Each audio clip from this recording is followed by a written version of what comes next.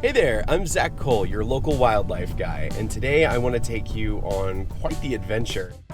When you think of a safari, what do you think of? An expensive trip to Africa? Or maybe if you're from Central Florida, you think of Animal Kingdom at Disney, which include long lines and sleeping lions. But today I want to take you on a safari. Not just any safari, one that we have here, right here in Central Florida, and it's free.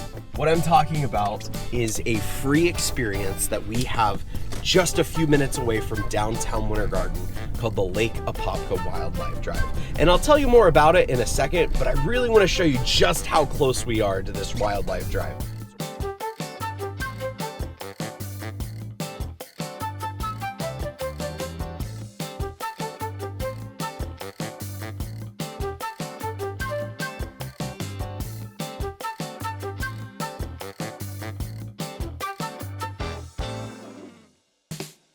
See, that didn't take any time at all. This is the Lake Apopka Wildlife Drive, and like I said, this is a free safari that's only a few minutes away from downtown Winter Garden. And like I said, this is a drive, so it doesn't matter what your experience is with the outdoors. If you want to get out and get outside, this is for you. So what I'm looking at right now is there is a little tiny group of lesser ring-necked ducks that are sitting in the distance. But right now they're hanging out with a bunch of American coots, which are these little black duck-looking birds with a white bill. They're not ducks, they're a totally different type of water bird. And there's also one of our largest birds in Florida here, the great blue heron. They're all hanging out together. Where water and land meet are such great places for animals to hang out. In the distance, you might hear this kind of loud, shrill kind of sound, and that is the whistling ducks. Those are either black-bellied or fulvous whistling ducks, which are the two species of whistling duck that we have here in Florida that show up during kind of the colder months. I want you to take a look. I want you to really look at these birds. These are gray-headed swamp hens, and despite being called gray-headed, they're purple and green. Have you ever seen a bird in Florida like that? And to think there's actually 4 different kinds of purple birds that we have here in Florida, and it's just such an uncommon color to see, and to get to see them up close like this is really, really, really cool.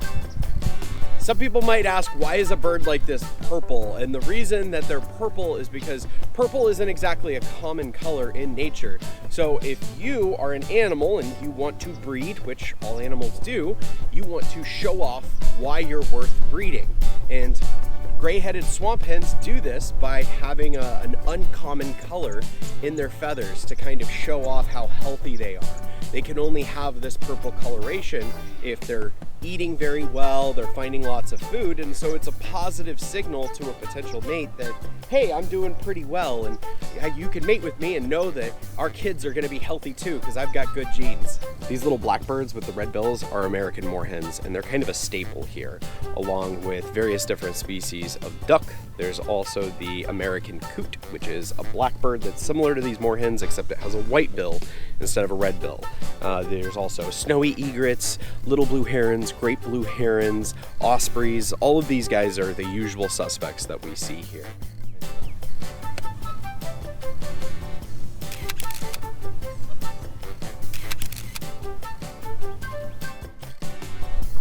If you've ever heard of the term a snipe hunt, it's because snipes are a type of bird that are pretty uncommon, and they're incredibly well camouflaged and hard to find. There happens to be one here on the side of the road right now. It's called a Wilson's snipe, and I've got the camera looking directly at it. It is a very rare bird to see because they do camouflage so well. A really good principle whenever it comes to looking for birds is that when you're looking for birds, you might not always see them because a lot of them like to hide and not be seen because that's a good way to get eaten. So instead you have to hear them instead, and that's part of what birding is memorizing not just what a bird looks like, but what it sounds like too, because all too often the sound of the bird is the only thing that you hear. So right here in front of me, there's an anhinga, which is a pretty common bird to see here. But what's even cooler is that if we look down at the base of the tree that it's on, there's this unassuming kind of black and white bird here. And this is called a black-crowned night heron. They're not an uncommon bird, but you don't normally see them on a given day. Being called a night heron, you can expect when they are normally most active is night. And what's really cool about them is, even though they're black and white, they have these beautiful bright red eyes. Very, very cool bird to see, and certainly not a bird you see every day here.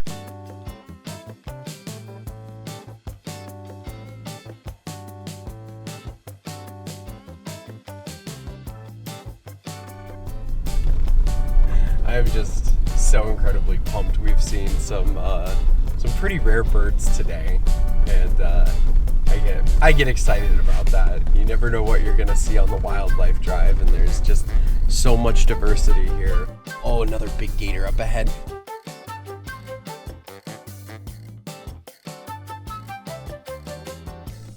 So we have two birds that look very, very similar but are completely different. The one that you're seeing on screen right now is called a double-crested cormorant. They have kind of a hook at the end of their bill, hook like that, and they go in both fresh and salt water. We have another kind of bird here called an anhinga.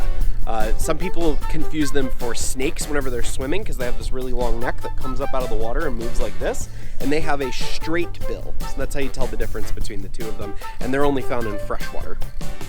Now, I've talked a lot about birds, and that's mainly what you're going to see here, but like I said, you also have a really great chance, probably your guaranteed chance, to see an alligator. If you're visiting Florida for the first time and you've never seen a wild alligator, this is the place to see them.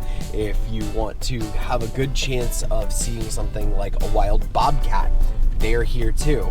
And also otters, bald eagles, just a ton of different animals that are native to Florida that you don't always get a chance to see and sometimes even forget are here.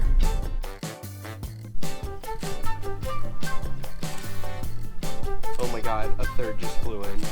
There are 3 more Wilson snipes out here, which are those birds that are really, really hard to see.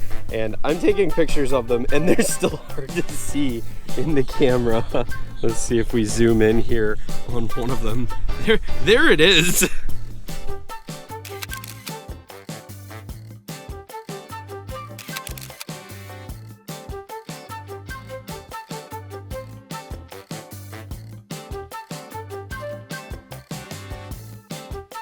Thank you so much for joining me on this little adventure. I hope that you learned a bunch and you saw enough that hopefully it inspires you to come out here and enjoy the wildlife drive yourself, either by yourself or with your family. It's a great way to spend a few hours on a weekend just to connect with nature, touch some grass, and see some really, really cool animals. So I'm Zach Cole, and I'll see you in our next adventure.